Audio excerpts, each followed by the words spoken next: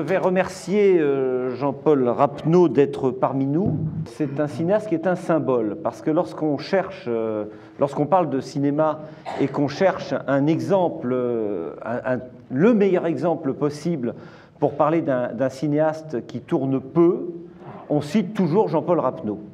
Alors effectivement, Jean-Paul a fait 7 longs métrages entre 1966 et 2003. Voilà, ce qui fait donc un film tous les 6 ou 7 ans en moyenne. Quelquefois, pris d'une frénésie, ne se sont écoulés que 4 années entre 2 films, mais parfois ça a pu aller jusqu'à 8. Alors on va voir pourquoi ce rythme. Mais lorsque l'on essaye de citer également un cinéaste dont tous les films sont synonymes de perfection absolue, on cite également Jean-Paul Rapneau. Alors peut-être qu'il y a un rapport entre les deux, entre la lenteur et la perfection, mais vos 7 films, c'est pas difficile. Donc La vie de château, puis Les mariés de l'an 2, puis Le sauvage, puis Tout feu, tout flamme, puis Cyrano de Bergerac, puis Le hussard sur le toit, puis Bon voyage. Voilà. Hein, voilà. Donc Jean-Paul Rapneau, ou la Rolls du cinéma français, si vous voulez. Oui, enfin, donc, je vais dire tout de suite quand même quelque chose quand vous parlez de ce film-là un peu lourd. Et c'était le cas pour Cyrano, c'était le cas pour Le Hussard, c'était le cas pour le film que je prépare. Alors je ne cherche pas toujours à expliquer ce temps qui s'écoule entre les films. Moi, je n'ai fait que 7 films. Et Chabrol en a fait, vous dites combien? Oh, 55, plus la télé, plus les sketchs, enfin c'est... Il y a une blague entre nous, il me dit alors quand tournes-tu? Je dis je pense dans 1 ou 2 ans. Oh non, attends, là ça va trop vite. Réfléchis, tu vas faire n'importe quoi. Et alors, bon, alors il y a le temps pour trouver le scénario, ensuite il y a le temps pour l'écrire. Alors il est peut-être plus long que pour d'autres. Oui, il y a cette crainte-là, oui, que ça ne revienne jamais, quoi. Alors je dis tout de suite que, je parle moi de la manière dont je fonctionne, mais c'est ça qu'il y a de bien dans le cinématographe, c'est qu'il y a 50 manières de faire des films. Donc, comme vous le savez, surtout maintenant avec les moyens nouveaux. Cyrano, qui a été long, alors là aussi, là ça a duré des années. Parce que c'est pas... Alors là, Cyrano, par exemple, à une époque où justement je n'avais pas d'idée, oui, enfin c'est la vie personnelle se mêle à tout ça. Bon, enfin c'est une période de ma vie où bon, ça n'allait pas du tout. Et là est venue une proposition. Cette proposition de tourner Cyrano de Bergerac. Un jour, un coup de fil. Alors que jusque-là, je disais non, mais les films, on doit les écrire soi-même. Tout doit venir de vous. On doit être au centre du film, comme le Dieu dans la création. Peut-être un restant justement de la politique, enfin de la politique des auteurs. Oui. On doit tout faire, tout écrire, tout bon. Et c'est vrai que quand vous avez tout écrit, vous pouvez répondre aux 1000 questions que le tournage d'un film vous amène. Bon, alors le matin, le téléphone sonne, et alors voilà, est-ce que tu voudrais tourner Cyrano de Bergerac? Parce que les droits de la pièce sont libres. Et là, à ce moment-là, je dis, après avoir étudié quelques semaines, je dis, écoutez, là, pour pas que ça soit de la télévision, au fond, c'est les gens qui disent des vers comme ça, immobiles, devant une toile peinte, il faudrait que ça soit somptueux visuellement. Donc il faudrait que ça soit vraiment... Et à cette époque-là, à la même époque, sortait à Paris Amadeus de Miloš Forman. Et je dis aux producteurs qui m'avaient proposé ça, c'est chez Gaumont, non, je leur dis, voilà, il faudrait que ça soit au moins ça visuellement. Alors là, ils ont reculé et ils ont dit, oh là là, alors là il va prendre la folie des grandeurs. Donc le film s'est arrêté et ça n'est que 4 ans plus tard que je suis arrivé à le monter avec évidemment un autre producteur. Ce film-là que vous venez de voir, eh bien, et pourtant, je l'avais écrit avec un producteur que j'aimais beaucoup, qui était derrière moi, qui était René Kleckmann, il a disparu maintenant, avec qui il avait fait Cyrano et Le Hussard. Et vraiment, il soutenait à fond. Et quand il a reçu le scénario, il m'a dit « Ah non, non, mais moi, je ne peux pas faire ça. Non, non, ça c'est encore trop lourd. Ah non, c'est pas possible, là, on va perdre notre chemise. » Il vous est arrivé de perdre des projets en route parce que justement le producteur ne voulait pas suivre et que vous aviez un certain niveau d'intransigeance qui faisait que de toute façon, il était hors de question que vous le faisiez, que vous fassiez pour moins cher, avec donc moins d'ambition.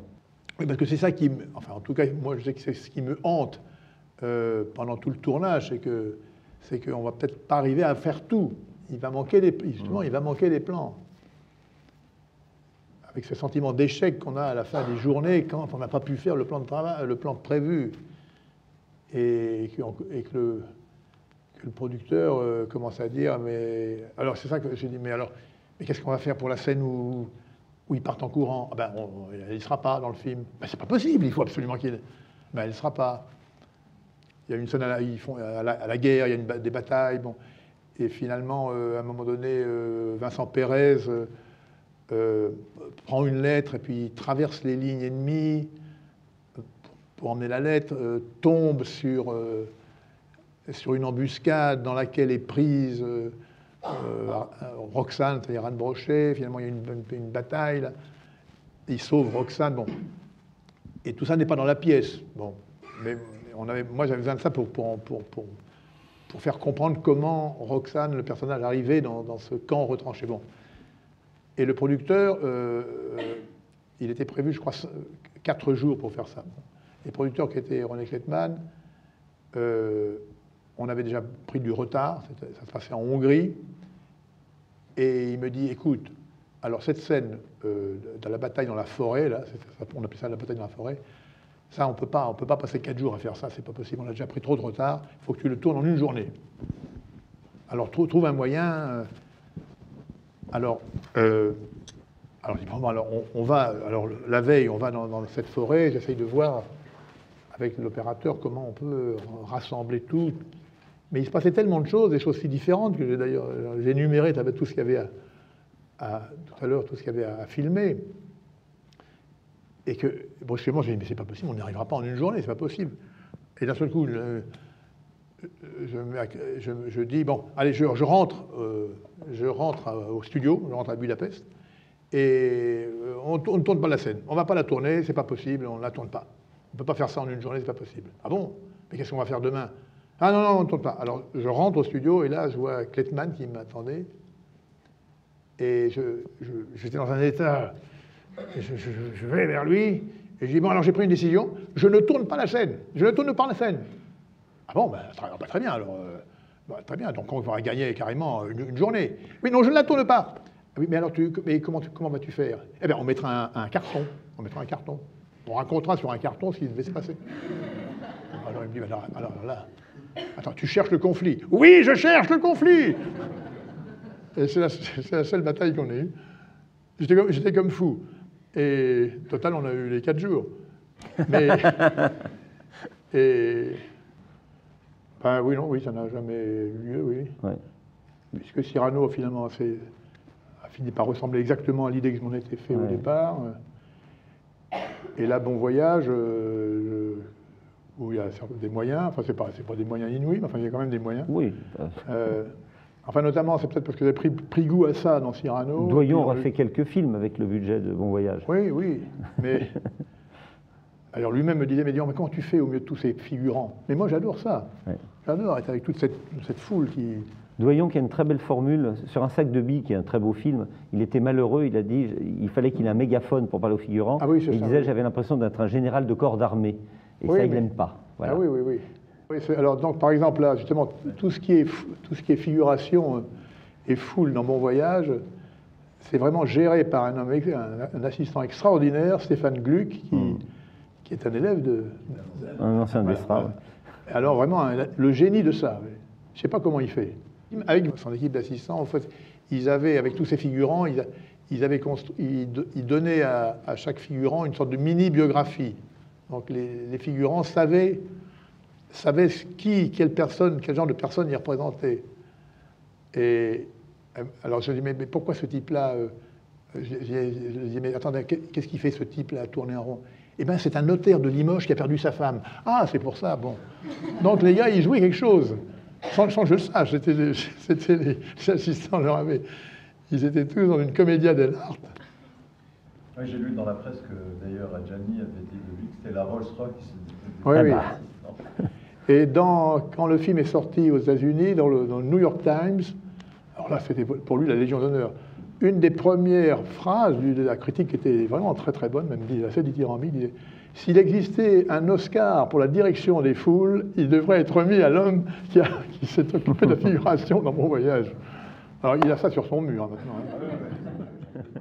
Non, mais disons que j'ai eu plus de mal avec des gens qui n'étaient pas vraiment des stars, si je pense au garçon qui joue dans Le Hussard sur le toit et qui n'avait pas fait Olivier Martinez. Ah, c'était un peu compliqué, quoi. Oui. C'était un peu compliqué. Comment vous faites quand c'est un peu compliqué? Oh là là, il y a tellement de... Je ne vais pas me lancer dans les anecdotes. Mais quand même, il arrive parfois quand même... C'est que vous parlez de la direction d'acteurs, mais qu'est-ce qu'on peut faire?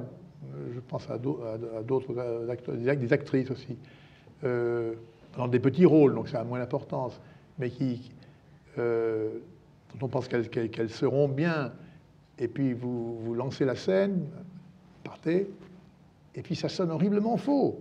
Ça sonne horriblement faux. Et alors, bon, alors coupez, bon.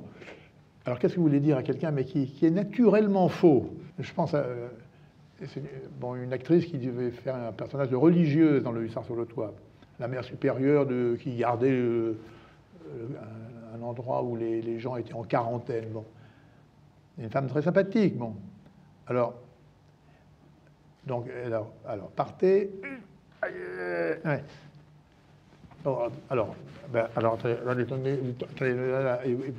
Qu'est-ce qu'on peut dire? Bon, peut-être parlez moins fort, dites-le plus naturellement. Bon, alors partez. Bon. Vous pouvez pas baisser. Alors, finalement, donc on l'a doublé.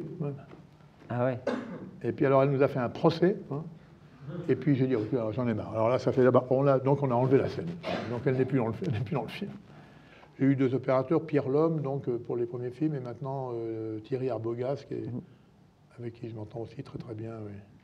Mais Pierre Lhomme, j'ai revu Cyrano l'autre jour à la Fémis, et Pierre Lhomme était là, un peu fatigué maintenant, mais vraiment il a fait un travail extraordinaire.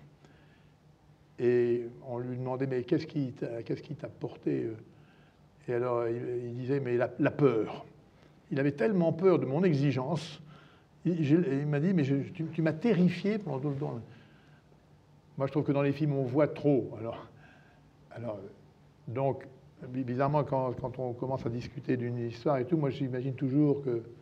Je dis, très souvent, il y a beaucoup de scènes de nuit, mais en même temps, quand je les imagine, j'imagine qu'on voit peu, quoi. Et c'est Sternberg qui disait que, en fait, l'art de la mise en scène, c'est de se mettre des obstacles entre les personnages et la caméra. Alors, il mettait, lui, des voiles, des trucs.